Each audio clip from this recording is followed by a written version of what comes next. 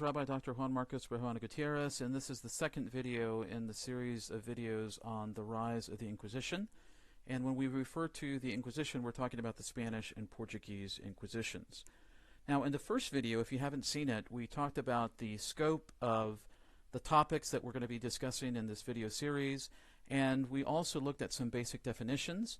As they occur in subsequent videos, I will try to refresh your memory by mentioning what they mean.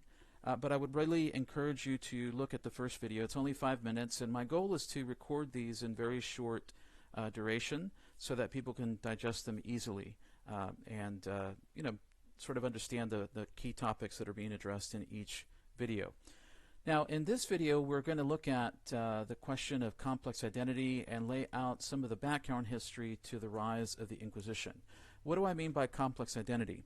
Well, we haven't even discussed the events that led to the creation of the converso class. The conversos were primarily those Jews who were forced to convert to Christianity, but the term also encompasses Muslims who converted to Christianity.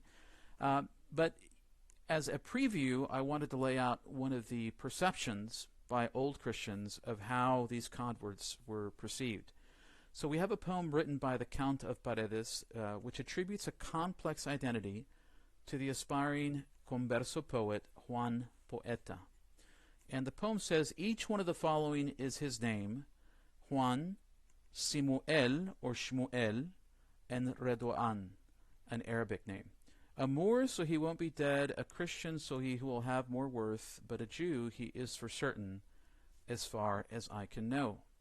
Now, the claim of the poem, I think, is quite evident, is that these individuals who have converted, whether it's out, the necessity to save their lives, whatever it is, you can't be certain about their fidelity to the Christian faith, to the kingdom, the Christian kingdoms. You never know exactly where they're at in terms of their loyalties. And this idea of, I guess you could say, sort of a fifth column becomes a major component of the concern that individuals have in the middle decades of the 15th century. And later, even when the monarchs, Ferdinand and Isabella, will decide to push forward with the request to the papacy for a new national inquisition, there's always the element of uniformity and loyalty that's part of this discussion, even though religious concerns are always very much at the core of it. So let's go ahead and continue. So the first thing that we need to talk about, for those who are not familiar, some people always ask, why are you discussing Jews in Spain or Portugal? And we use the term Spain as a generic term. In the Roman era, it was referred to as Hispania, the Iberian Peninsula as a whole. We use it generically, no diminishment of Portugal, but of course during the medieval period there was the Kingdom of Portugal, there were the kingdoms, in the late medieval period there were the kingdoms of Castile, Navarra, Aragon, and Granada, which was the last Muslim stronghold until the end of the 15th century. But many people ask why, I didn't even know that there were Jews in Spain.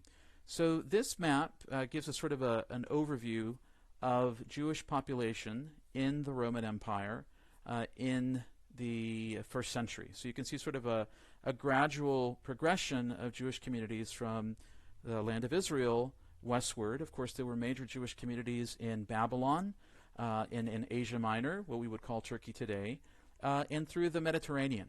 And eventually, they made their way to the Iberian Peninsula. Now, we don't know exactly when that happened. Archaeologically speaking, we don't have evidence to suggest the existence of Jews in Hispania or in Spain before the 4th century, 3rd or 4th century.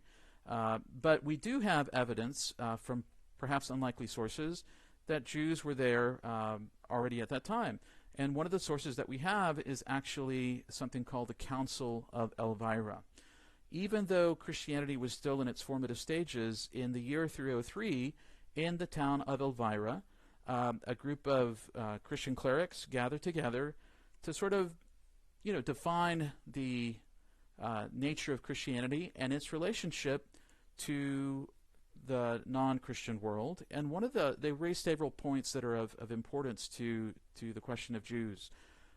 They stipulated that Jews and Christians were having too much fraternization. They were eating together. Christians were going